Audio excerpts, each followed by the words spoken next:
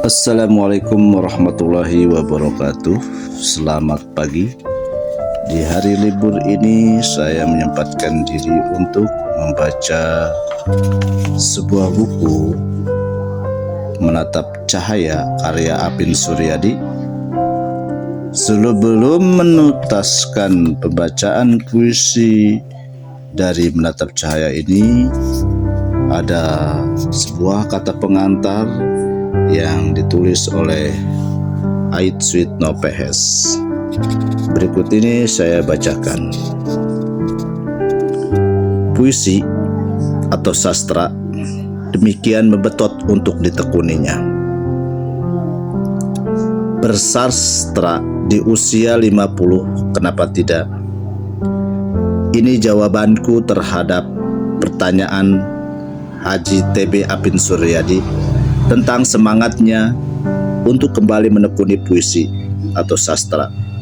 Setelah dalam bentangan waktu dari tahun 1987 sampai 2017, 30 tahun, ia melupakan dunia yang ternyata teramat dicintainya. Jadi, aku menyambut kehadirannya sebagai penyair lagi. Terlepas dari mutu atau kualitas karya yang dibuatnya, dan sempat menggelisahkannya. Bagiku, jika seseorang sudah sedemikian bertekad untuk menempuh jalan yang dicintainya, tentu saja harus disemangati, apalagi jika jalan itu diyakini benar dan membuatnya bahagia. Aku mengenal Apin sebagai pribadi sudah sangat lama. Saat aku getol-getolnya menulis apa saja, Apin adalah sosok anak muda yang rajin bertanya ini dan itu. Meski aku lebih tua dan lebih dulu bergelut di dunia penulisan, aku tidak merasa lebih dibandingnya atau para sobat muda lainnya yang berangkat menuju bahtera sastra tidak berpeta itu. Aku asik saja ngobrol dan jalan bersama Apin untuk keperluan mendalami perihal sastra dan jurnalistik. Apin bagi saya sudah seperti adik dan keluarga. Apalagi bapaknya yang tokoh debus, Haji TB Jaini, sudah seperti orang tua bagiku.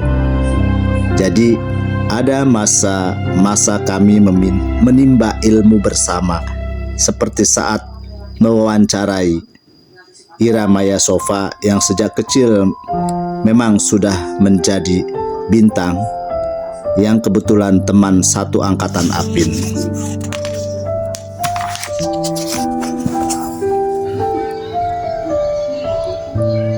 Apin memang menunjukkan minatnya yang besar terhadap sastra dan jurnalistik.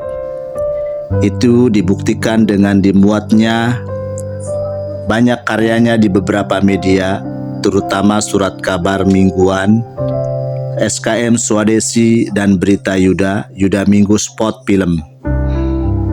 Aku tidak bisa menilai tulisan-tulisannya secara spesifik di masa itu, mengingat di Swadesi dan YMSF kami sama-sama ngangsu ilmu.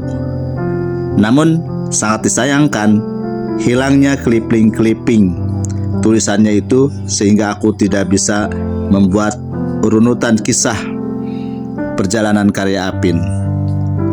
Apalagi Apin selama bertahun-tahun seperti raib di telan bumi. Meski kami sempat bertemu saat ia menjadi tangan kanan tokoh Forum Betawi Rempuk FBR Kiai Haji Fadoli El Muhir. Bahkan aku sempat menawarinya bekerja di Berita Buana versi Bakri, di mana aku duduk sebagai staf redaksi. Apin saat itu punya wawasan yang luas tentang dunia paranormal. Dunia metafisik itu sendiri sedang marak di negeri ini. pada zaman itu. Sayang, niatku untuk bekerja sama dengan Apin tidak kesampaian. Aku bertemu Apin lagi setelah 15 tahun lalu, zaman Facebook. Ya, media sosial yang digagas Mark Zuckerberg itu yang kembali memanjang luaskan persaudaraan kami sejak lebih 30 tahun lalu itu. Di luar dugaan, Apin ternyata masih bergiat di dunia tulis-menulis. Ia mengelola majalah Mutiara Banten dan aku pernah beberapa kali menulis di media itu. Dalam setahun ini, ia terus mengemukakan dan mempraktikkan tekadnya yang menggebu dalam menulis sastra, khususnya puisi.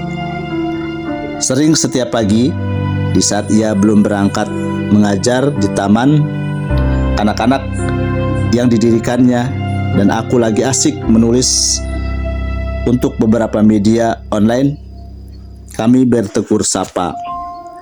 Bahkan berlanjut mendiskusikan banyak hal. Ini bisa terulang lagi di waktu malam, di saat ia punya waktu beristirahat dan aku bergelut dengan karya-karya kreatifku. Perlahan tapi pasti, Apin terus bergerak, berbuat, berkarya, hingga terkumpul sejumlah tulisan yang siap dibukukan.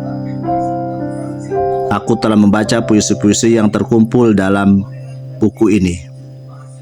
Namun sungguh aku tidak ingin menilainya dan mengajak pembaca untuk kompromi dengan pembacaanku itu. Aku tetap pada prinsip bahwa puisi adalah relativitas. Tidak ada harga mati untuk ukuran bagus. Aku telah membuktikan dengan beberapa puisiku yang akhirnya punya jalan sendiri. Aku maksudkan begini, ternyata di mata pembaca begitu. Padahal yang aku tulis sebenarnya sederhana dan terkesan apa adanya. Jadi, selalu aku katakan pada Apin untuk yakin, karena keyakinan adalah pijakan kita dalam hidup. Nah, bersastra serius di usia 50 adalah wajar saja.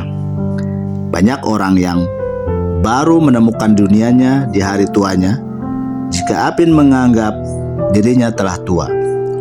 Semangat, maju, terus berkarya. Ini yang mau aku sampaikan pada Apin. Tidak hanya berhenti pada menatap cahaya. Selamat datang kembali Apin Suryadi ke lahan sastra yang terbentang luas. Bekasi, 15 Mei 2017.